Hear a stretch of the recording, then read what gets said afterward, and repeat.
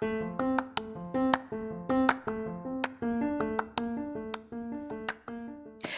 there, and welcome to the daily podcast where wisdom smacks us with kisses or love taps. I'm MichelleSpiva, a wisdom strengthening coach, your host, and practical priestess of wisdom. Mwah. Join us daily to gain wisdom and mental strength as we tackle innovative thinking, address emotional and behavioral life traps, and yes, provide you with some practical how to's to wrap it all up. So settle in or crank up the speed 2x, whatever gets your mental processes firing as we dive in. Stay tuned.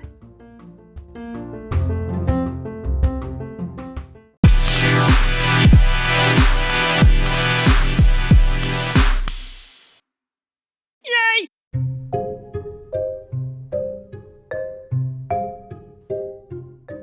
Boy, that went so far over your head, it might as well have been in the mountains. What are you talking about? Oh, you didn't catch her meaning?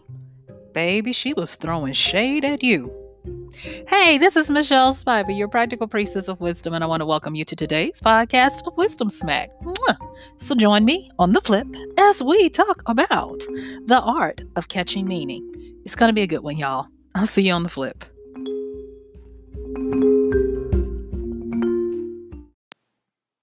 All right.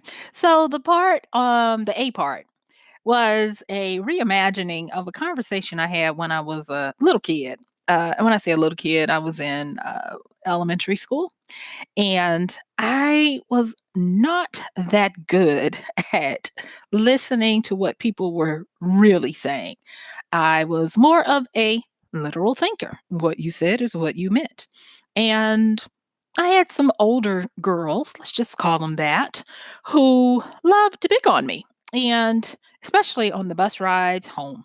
And so one of them told me something to this effect. And like I said, I can't remember exactly. So I just tried to give you the spirit of it.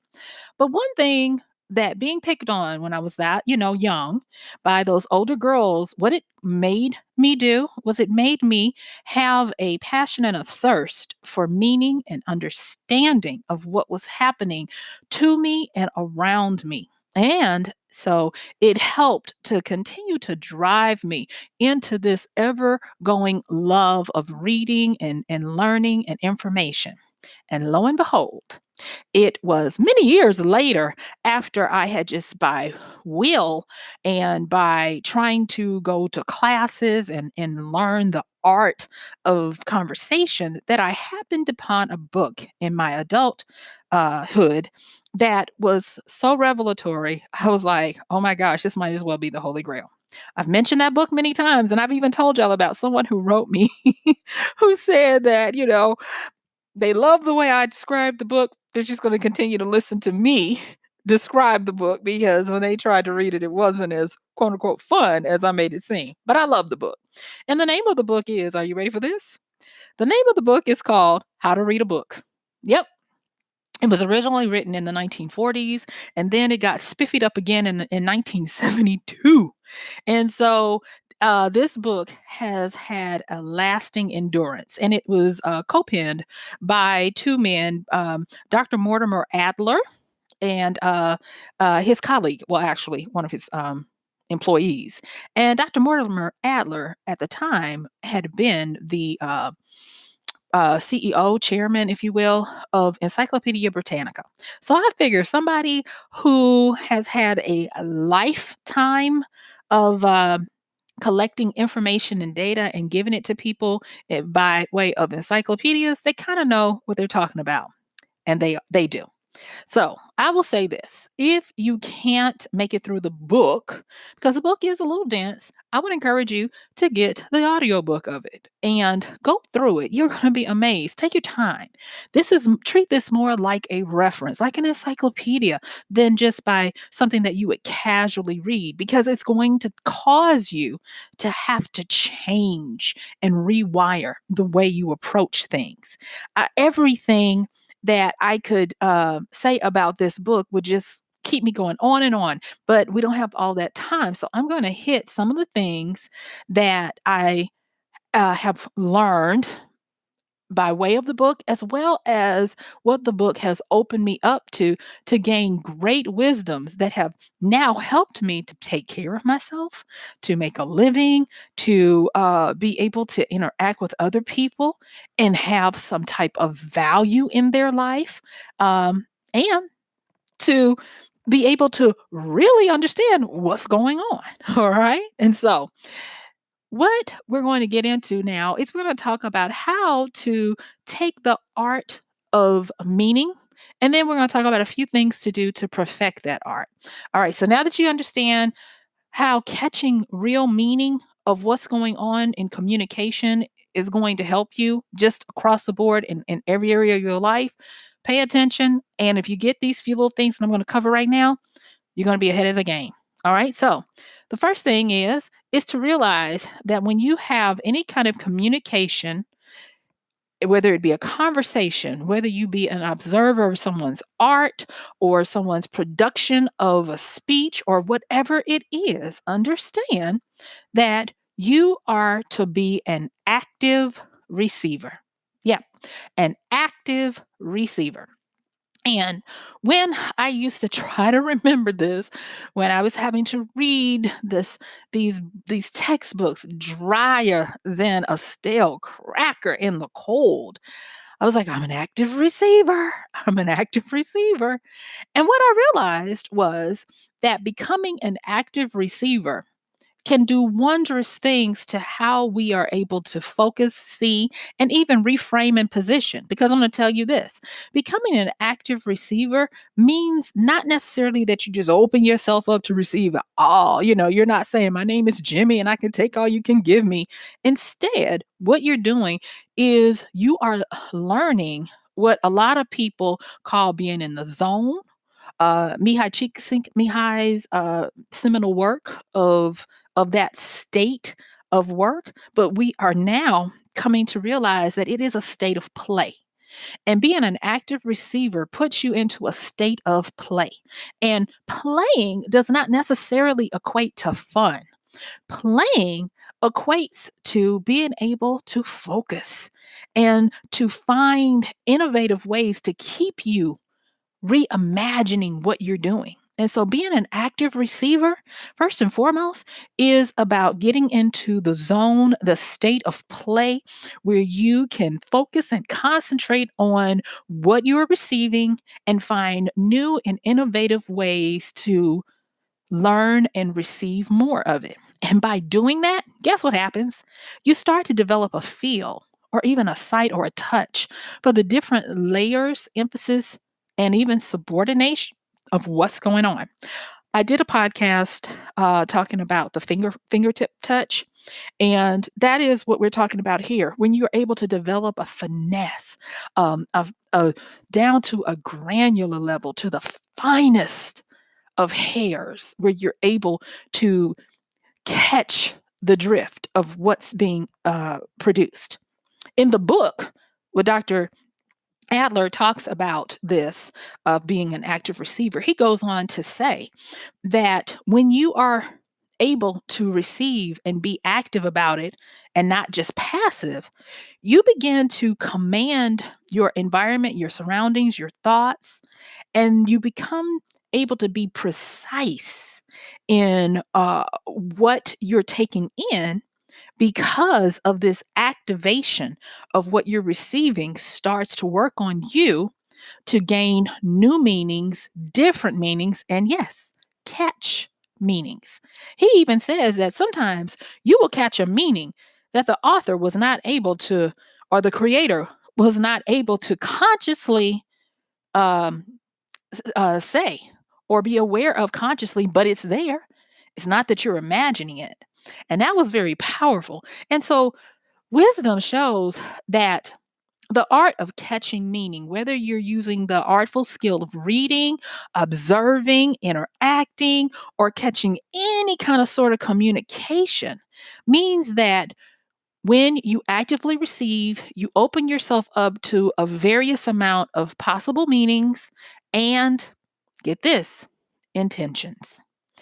And so We'll talk about intentions for a little bit, and when we talk about that, you're gonna be like, "Oh, okay," because understanding intentions and being able to cultivate them and use them, you're gonna take things to a next level.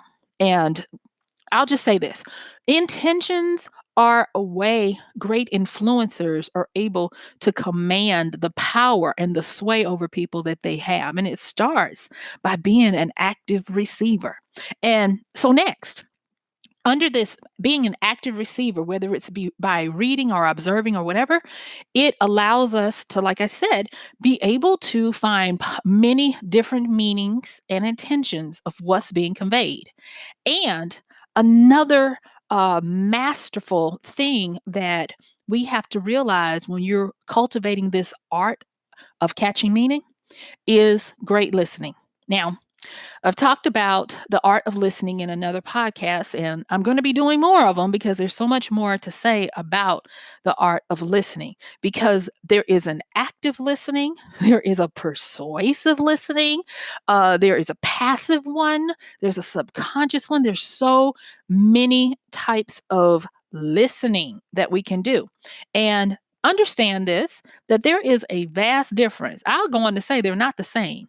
Hearing someone and listening to someone are completely different.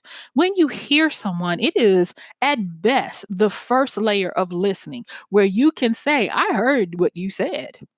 So, a lot of times, if you're listening or talking or having a conversation with someone and you say, Excuse me, are you listening to me? A lot of times, if they're not, or if they're just on the first shallow level of listening, meaning they're hearing you, they'll actually tell you, Yes, I heard what you said. And there you go. They heard what you said. Now, even with that, you're able to catch meaning because if you are actively receiving what they're saying, that means that you're now starting to be able to, as we said, develop a feel, a sight, a touch for the different layers, emphasis, and even subordinations of what's happening. And so, even with someone saying that, you can just quickly deduce that they are not really listening. You can also deduce that when it comes to your interaction, you don't have a place of dominance in the conversation because they are not entrained with you. They are not, you don't have their rapt attention. And then there is a lot more that you can deduce from that. So, meaning, and a lot of times people do this and don't even realize the power of what they could do. They could wreck up some things if they really did it right. And that is when you figure out that they're hearing you, but they're not truly listening, you can enact their subconscious listening and you can give them suggestions. Yes, I'm telling you, y'all, there's a lot out here.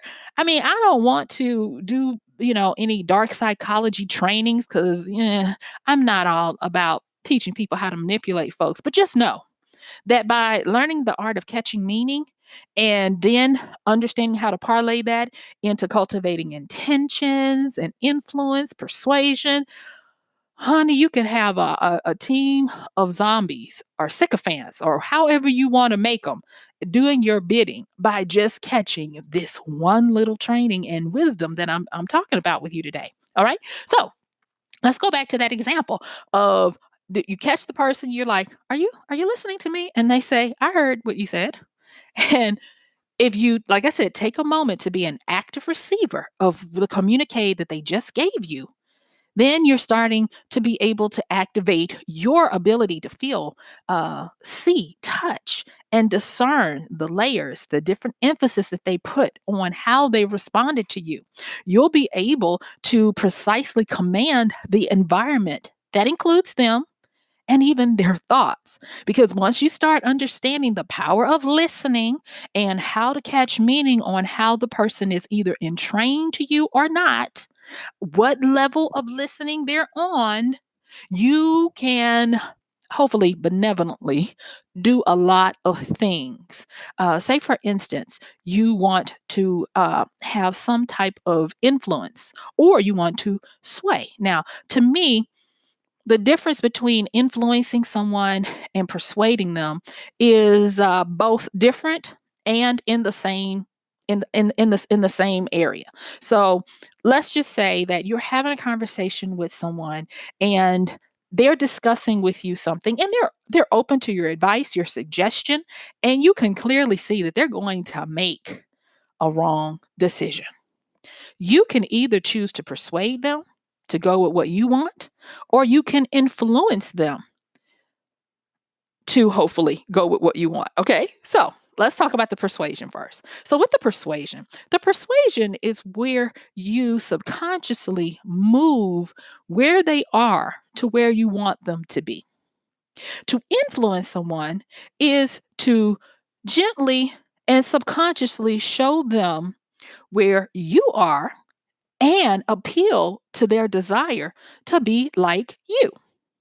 And so when we talk about social media influencers, they don't tell you, be like me, do this, I want you to do that. No, because the influence side of what they're doing is very subtle, and it's where they are showing you a template to follow, to emulate. That is why when you look at our society of influencers, that is why companies are now, well, not now, they've been doing it for a while, but they will get endorsement, sponsorship. They'll give endorsement and sponsorship deals to these influencers. And all they want to do is have the influencer use the product and then tell you about, I use this product. I like this product, because they are influencing you to look at them and then emulate them. Now, if you took that same product and you wanted to persuade people to buy it, you could still use an influencer, or you could do a marketing message where you show indiscriminate people, just regular common people using the product, and you really focus on painting the picture where you make the connection that your world sucks. Your current world of where you are sucks. But if you use this product, your world now looks like this. And therefore, a lot of regular marketing and meaning that is given through those means is to persuade you to change how you feel. And if it's done correctly, honey, it will be where I can't live without having that product. How did I ever live? You're going to try to figure out. There's going to become a sense of urgency. You're going to do whatever you can to get your credit card out and purchase that particular object or thing or service, because you have thoroughly been persuaded. And what they have done is they have done this by first being active receivers. Oh, yes. They have observed you. They have learned your pain points, the ones that you are most likely to try to annihilate and do away with as quickly as possible. And then they have learned to trigger you and to track you and to make it where they can now persuade you to do what they need you to do, because they have developed the feel, the sight, the touch to know the different layers of communication to have with you, how to influence you, and how to appear to be subordinate to you. They have done this so that they can be very precise in catching and giving different meanings to different people all at the same time, and cultivating your intentions to buy their stuff. All right. So that's, now I know we talked a lot about this becoming an active receiver, how it works. I've given you an example of how it works in the wild with just promotion and marketing. And now we're going to talk a little bit more about intentions and discovery and a few other things. And so now that I'm moving on with that, what I want you to do is, if you will, and when you put this into practice, because this is a action kind of thing we're talking about when you're trying to catch meaning, what I want you to do is to start practicing catching meaning. Start to convert what is similar into something that you know or that you do. Find yourself doing things like explaining something to yourself or to others with the words of, it's kind of like, it's sort of like, or even that just word like. And what that is going to do is that is going to start to show you how to find the different layers and emphasis of things that have a common thread where people can get it.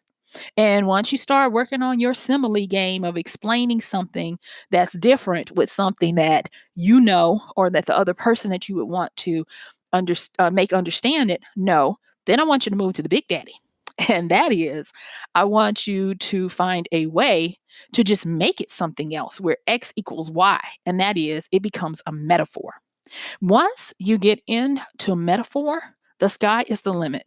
Metaphors are the way that the masterful live their lives by being able to power pack a lot of meaning into things by the use of simile and metaphor. But their metaphor game is so on point because with the metaphors, you have to understand where a person is and use the metaphors that relate to them. This is also enacting an ability to bring context into something. So, for instance, someone having a couple having a conversation about sugar, the actual condiment sugar, could mean one thing with one set of metaphors. It can mean another thing with another set of metaphors. And it's all because of the mastery of the context in which they are used and how close they are to something else to give the audience a meaning. So, if you watch most movies that do this very well, it's a master class in how to start to catch meanings. Because when you're catching meaning, there's always more. There's always another secret to be revealed. A cow is not simply just a cow. There are so many more things going on. And I will tell you that when you start catching the art of meaning, you start to find code, you start to realize that a lot, not even a lot, every mass media message has multiple meanings. And depending on what frequency level you're on, is where you'll catch a meaning. If you are able to discern, dissect, and perfect your ability to catch meaning, you are always going to start to see multiple messages. And you'll possibly even be able to see the dog whistles, meaning the silent code that is going on right in front of people. It's not necessarily sinister. It's just that it happens, and that is how people can have very private conversations in the wide open because they are talking about something that sounds like one thing to most people, but it means a whole different thing with other people. And so that brings me to this part, and that is when you want to catch meanings of what's being said, communicated, written, shared, understand that information is currency. Just like dollar bills or fiat or currency to represent money, so is information. And what you're doing when you are perfecting this art is you are starting to understand the value of information, and you're learning how to generate and collect it more often. And that comes to this whole idea of cultivating intentions, because the masterful cultivate people's intentions. And with an intention, it is that potential of what someone can do. And once you start to create that or craft the passion or the desire to intend to do something in someone, you can trigger an intention. And so you do that by the use of information. It happens every day, all day long, right now. And that is through the masterful use of this with social media. Social media, and it's not just the notifications that you get. No, it's not that. What they do when they are flinging out meaning and using information about you as currency to cultivate these intentions, what they're doing is they're making sure that they are leading you into what they want you to glean from something. And a lot of times it can be predictive, and meaning that if a company knows that they're wanting to unleash a new technology, and they are very familiar with the fickleness of people that don't like change, what they'll do is they'll start to cultivate these intentions by putting out mass meaning or mass messaging, and they will start to use a repetition of putting out things so that they can soften it. If you look at political applications of this, there is a whole concept called the Overton window. We've covered that in other podcasts, where this Overton window talks about how to get people to accept a new concept by going to the extreme, so that when you dial it back down, you have successfully moved them from their former conservative stance on something. And so they're really willing to accept the new behavior because the farcical has shocked them out of where they were. And so on and on again, people are able to use the art of meaning, and the art of being able to have that fingertip feel for it, to command their environments, people's intentions, and their surroundings. And so, what I want to say is this, is that receiving messages or communications, instead of just receiving them for their face value, I want you to start looking at ways to treat them as kind of like a high art form. And that high art form causes you to have to struggle a little bit with what is really being conveyed. And so that means that you have to go into it with an expectation that you're going to have to extract the real meaning out of the message, irregardless of what you think the surface message is. You'll have to start looking for code, color, symbol, repetition, placement, and looking at the everything in the whole, looking at certain little pieces, reorganizing them, looking at the orientation that it came, and understanding that what you see is just the iceberg, just the tip of what is being conveyed. You see, it's how you're able to elevate your understanding of what's going on around you. And you're able to take um, your your um, common understanding of something and elevate it. And the reason why I say that this is so important is because right now, I'm telling you now, and thank you for getting to this point, because this is the most important part. Developing this art of catching meaning, of understanding how to how people cultivate intentions, how people command their environments, how people use different forms of listening once they've evaluated what type of listener you are. All of these different things, there is power. And right now, there is an explosion of new wealth being given to those who are able to do this very skill.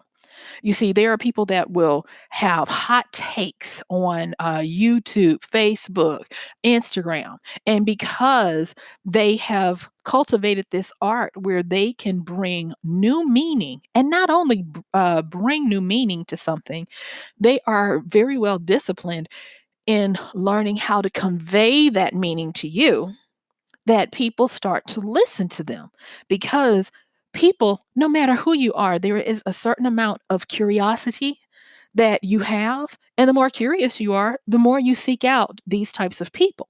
And not for nothing, being able to have an ability to up your curiosity means that you start to develop more of this artful exercise of being able to catch meaning. And thus, he or she who has ears to hear will start to hear and know more of what's being said. You'll start to be able to understand patterns. You'll start to understand the beacons of calls that are being put out into the world. And only those who are able to catch meaning will know what's being said. Have you ever felt like the game is rigged? Have you ever felt like it's too hard to get out of a situation? Like some people have an unfair advantage. And I'm going to say, if you've ever thought that, experienced that, or thought of the possibility of it, that means that wisdom has been trying to tap you on the shoulder to let you know that you can start to change your world by learning the art of catching meaning. catching the nuances, the various layers, the emphasis, looking at who's being subjugated in in their conversations, in their meanings, understanding how intentions are being made, cultivated, activated, and used, and also understanding the power of how to start using metaphor and simile like a grand master to dissect down and to convey to people things. Do you realize that by doing this and becoming very good at being an active receiver and being able to extract meaning out of things, you start to become a master and people start to respect you, follow you, listen to you, grant you powers. And so it's almost like magic. And I wanted to just give this to you today because guess what? This is a brand new day. This is a brand new year, a brand new decade. And those who have ears to hear, those who are able to catch the meaning, are going to be able to do that. So do yourself a favor. If you haven't already gotten this book, get the book, How to Read a Book by Dr. Mortimer Adler. If you're not into reading, get the audiobook and listen to it while you're doing other stuff. If something strikes your fancy, take notes. But I'm going to tell you, it's going to open your eyes to this and so much more. And so guess what? Yes, my time is up. I thank you for yours. Happy New Year. And this has been MichelleSpiva, your practical priestess of wisdom, with another important podcast of Wisdom Smack. Mwah. Don't forget to use our Amazon link at MichelleSpiva.com/AMZ. Check the show notes. And guess what? I'll see you tomorrow.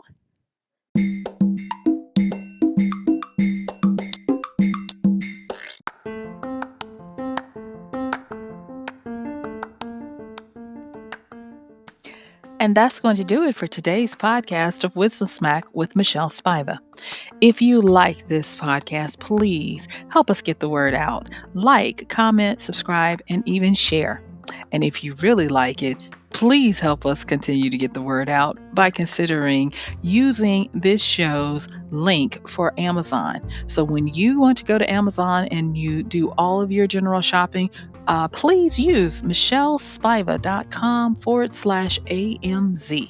It's simple as that. It doesn't cost you anything extra, and this show might receive a little bit of commission that will go towards helping to further get these episodes out to you and to others. So thank you so much for listening. This has been MichelleSpiva with Wisdom Smack. Bye.